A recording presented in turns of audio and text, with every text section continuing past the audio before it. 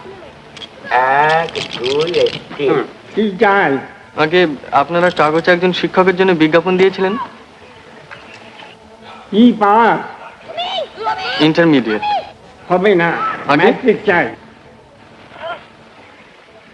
তা আমি তো ম্যাট্রিক পাশ করেই তো ইন্টারমিডিয়েট। বিজ্ঞাপনে কি ছিল? আগে হ্যাঁ, তাতে অবশ্য ম্যাট্রিকই চেয়েছিল।